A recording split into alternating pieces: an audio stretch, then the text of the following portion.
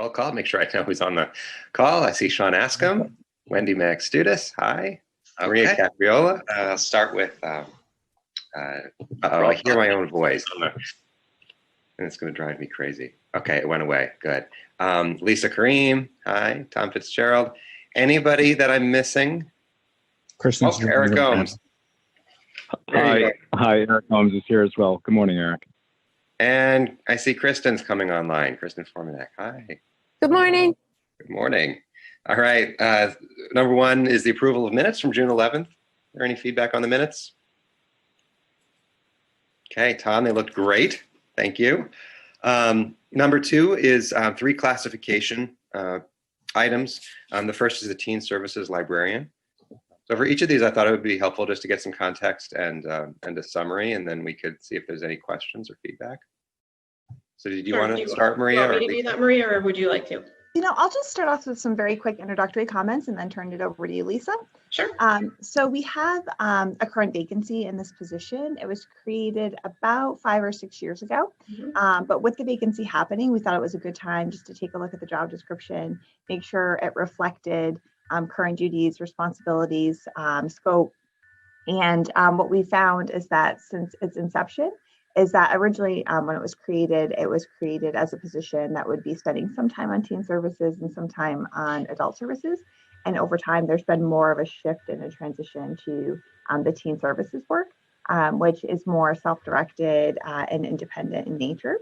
But again, just with the position currently being vacant, we thought it was a really good time to take a look at it.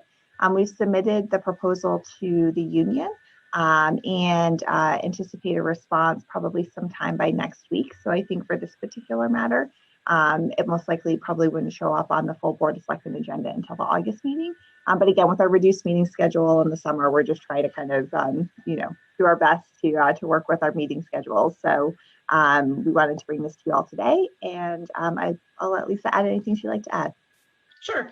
When this position was reinstated 5 or 6 years ago, as Maria said, it was reinstated after a long hiatus of having a teen librarian. So we weren't sure what the demand or need for services might be. So it was created as a half teen librarian, half adult services position.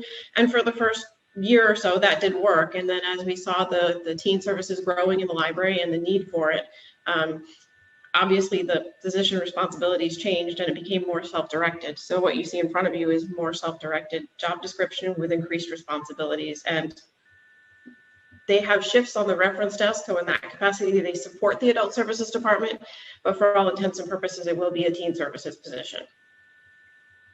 Thanks. Do any of the non-exempt people in the library work more than 35 hours a week, or is that standard? That's standard. Yeah, this is a really unusual piece in this collective bargaining agreement, and I think it goes back quite some time. I tried to do a little digging on this myself, but the professional librarians, while for wage and hour purposes under the FLSA, are normally considered exempt. Somehow it was negotiated that those positions would be considered non-exempt for wage and hour purposes under our collective bargaining agreement. So the professional librarians are pretty much having to work within the confines of that 35-hour work week. Otherwise, they would be getting straight time pay for hours worked between 35 and 40, and then overtime pay for anything in excess of 40. So that was something that was negotiated in the collective bargaining agreement many years ago. It's something we've definitely discussed during negotiations with the union because it is very unusual, and it does provide some challenges for us in terms of programming and some other things. Yeah. What questions, Wendy or Sean, do you have? And this makes sense. I was part of when we added this position back 5 years ago, and I agree with Lisa. Her comments of we wanted to go in and see what the need was and the demand was, and it's a good thing that there is demand for this. We want our teams, we want the library to use by all generations. So this is a good thing, I see. Yeah.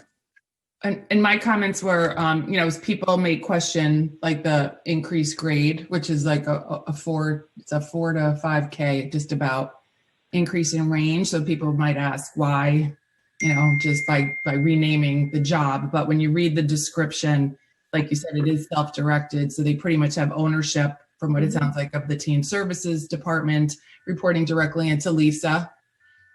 and it's really more of a leadership role in the library than it used to be. So, after reading through all that, I can understand the increase in the pay grade because of the added responsibility. So I want just to make sure people knew that. My only question, and this is, I think this is true for all the job descriptions, is why is a valid driver's license a requirement? Oh, well, they obviously need to travel to professional meetings. They do outreach within the community. They go to the high school, they go to the other schools. Gotcha. So having a driver's license facilitates that. Gotcha. Thank you. Okay, let me see if I can find the motion. Is there a motion effective July 9th, 2020 to endorse the proposed modifications to the job description for the teen services librarian position? Should management reach a mutual understanding with the union on the job description and pay grade, and further that this recommendation be forwarded to the full Board of Selectmen? So moved. I'll second it. Any other conversation? All in favor? Aye. Any opposed? All right. Thanks, Lisa. Thank you very much. I'm going to leave you now. All right. Thanks for Have a getting up good day. early with us. Bye. All right. Next is the social services assistant position. Maria, did you want to start? Yeah, thank you. This is a position that supports the Community and Social Services Department and supports the work of the director. We have an incumbent in the position who's been with us for over 30 years, which is pretty incredible. And that individual is going to be retiring at the end of summer, early fall. So again, just wanting to make sure that the job description we had really was reflecting current practices, modern terminology, existing job duties. That individual's job description was pretty dated. It's just under 20 years old. So again, we just thought this was a really good time to update the job description, update the job title. And at this point in time, we weren't recommending a change in pay grade.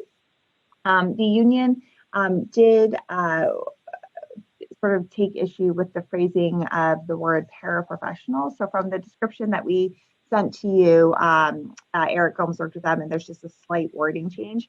In sort of the my world and Eric's world and the HR, classification and compensation world, and for reporting purposes to the EEO, a group of paraprofessionals, it's sort of like a larger class code, and it's a term that's used in our world. But again, I think some of the folks at the union just were uncomfortable with using that word. So there's that one modest change that they'd like to see in the job description.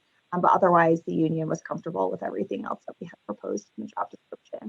Clark, would you mind just sort of pointing out where in the job description that one change would be in wording? Sure. So there are two areas where we're going to see the change. The first is in the actual position description. In that very front of the document where it starts with the word performs. Right after that, we're just going to simply replace the term paraprofessionals with social and human service assistants of a complex nature. And the second area is just when you work down into the required minimum qualifications, we also just replaced the need to have paraprofessional experience and replaced with 3 years of social and human services assistance work. Okay. Thanks. Kristen, is there anything that you wanted to add? I think Maria's explained it very well.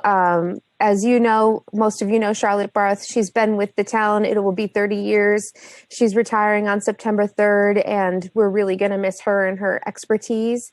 We're excited to welcome someone new and to start a new chapter in social services. And I think that updating the job description is a really good first step. And what we worked on, as we already said, really accurately reflects what that position has been doing over the last several years. There were a lot of items that, excuse me, are being worked on by that position that weren't included in the job description. So I think that this is a lot more accurate. And I'm also comfortable with the wording changes that Maria and Eric discussed. And I think that it fits in really nicely actually to say social services experience. That'll hopefully give us the opportunity to have someone that's been in the field or a related field. So I'm comfortable with it, and I'm pleased that the union is also comfortable with it as well. Okay, thank you. Any other questions from Sean and Wendy? I don't have any. Okay, nice job. Is there a motion effective July 9th, 2020 to endorse the proposed modifications to the job description for the Human Services Aide position and change the job title for the position to Social Services Assistant? Should management reach a mutual understanding with the union on the job description, and further that this recommendation be forwarded to the full Board of Selectmen? I'll let Sean go. So moved. Second. All in favor? Aye. Aye. All right, thank you. Thank you, and Good to see you, Kristen. have a good day. Thank you. Hey, Wendy, for the first time in my life, I'm trying to be quiet this morning. This is what happens when Sean doesn't get enough sleep. Oh, I love it then. You can't talk? Fire away. No, I can talk. I'm just trying. It's the new me. It's always good to try new things. Oral report now on the rec coordinator, Maria. Sure. So I just wanted to give folks a quick update. If you might recall, the subcommittee had reviewed a proposal on a part-time rec coordinator position right before the pandemic hit. And then just things got so hectic. We were really unable to sort of follow through with finishing the work on that. The union had approached us right before the pandemic. They didn't formally petition for the position, but inquiring about the position. So just in terms of next steps, I do plan to approach them about what's called a recognition agreement. And we will bring this back to the Board of Selectmen. I don't anticipate that, the job description or pay grade will be really any different from what we've discussed in the past. But just as opposed to being a non-union position, I think there's a very good chance that, we'll bring forward a suggestion to do what's called a recognition agreement with them. So just wanted to give you an update because I know we did that, right, like I said, right before the pandemic. It's been a little bit of time, but we're really trying to kind of get back to some of those, more operational kind of day-to-day tasks that we would typically do. Okay, thank you. Any questions? If they did want substantive changes to the pay grade, the answer would be no, at least from me. So. Yeah. Okay, thank you, Sean. Thanks. Any other questions? All right, thank you for the update, Maria. You're welcome. All right, finally is establishing the timeline for Maria's annual performance review. You can see in your packets the proposed timeline that she came up with. I just thought it would be helpful to outline the process because it's the first time that Wendy went through it. And it's an opportunity, Sean and I have been through it a couple of times, so it's an opportunity for us to suggest any modifications if we think that that's helpful. But basically, Maria provides the board with a pretty comprehensive summary of her achievements on the goals that she has established.